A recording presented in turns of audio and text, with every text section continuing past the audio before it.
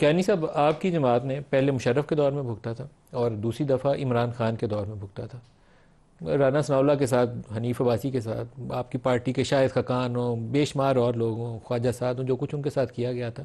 آپ لوگوں کو آگے بڑھنا چاہیے تھا، آپ آگے نہیں گئے، آپ 100 قدم اور پیچھے چلے گئے. نیم صاحب یہ بتائیے، دیکھیے ایک تو جرائم و ناؤ میں جیسے اس کے اندر کیا کریں کہ کیا ان کو چھوڑ دیں؟ اور دوسری بات، جہاں تک سیاسی ڈائیلاگ کی بات ہے، ہم تو اس طرح کی وکٹمائزیشن میں بلیو نہیں کرتے جو عمران خان صاحب نے شوق سے کی اور ڈنڈورا پیٹ کے، اور امریکہ جا کے بھی انہوں نے کہا کہ زرتاج گل نے 9 مئی کو میں کہاں ان حملہ کو کیا رلاؤں گا. یہ آپ کو یاد ہے ان تھا؟ کا؟ زرتاج گل نے 9 مئی کو کہاں حملہ کیا تھا؟ نہیں دیکھیے 9 مئی کے دن ان کی پوری جماعت باہر نکلی ہوئی تھی، ان کے لوگ آپ کو سامنے نظر آئے جگہ جگہ، اور پوری ایک ہی جماعت آپ کو ایک منصوبے کے تحت پورے پاکستان میں نظر آئی. جس کی انوالومنٹ ہو نا جی ایچ کیو پہ اٹیک کرنے کی، یا جس کی انوالومنٹ ہو کور کمانڈر ہاؤس کو آگ لگانے کی، یا قلعہ چکدرہ کے اوپر چڑھ دوڑنے کی، جی وہ ایک کیٹیگری آپ کو آئیڈینٹیفائی کر لینی چاہیے اور ان کو سزا کے عمل سے ٹرانسپیرنٹلی گزارنا چاہیے، ٹرانسپیرنٹلی.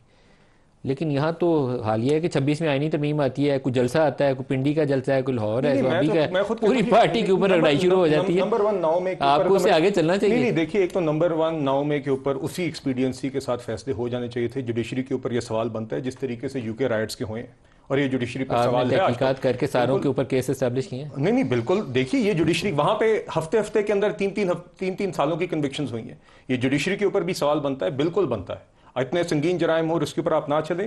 دیکھیے دوسری بات یہ ہے، جہاں تک پولیٹیکل ڈائیلاگ کی بات ہے، ہم نے وہ کام نہیں کیا عمران خان والے. جو عمران خان جب وزیر اعظم مسلط ہوتے تو انہوں نے کہا تھا میں اپوزیشن لیڈر سے ہاتھ نہیں ملاؤں گا. بالا کوٹ کا حملہ ہوتا انہوں نے کہا تھا میں اس کمرے میں نہیں بیٹھوں گا جس میں شہباز شریف بیٹھتا ہے. اسی لیے عمران جیل میں. نہیں، اور ہم نے کیا کیا؟ شہباز شریف صاحب نے آتے ہی کہا کہ میں مفاہمت کا ہاتھ ان کے ساتھ بڑھاتا ہوں. انہوں نے کہا جی، عمران خان صاحب نے کہا میں نے بات ہی صرف اسٹیبلشمنٹ سے کرنی، میں نے کسی سیاسی جماعت سے بات نہیں کرنی.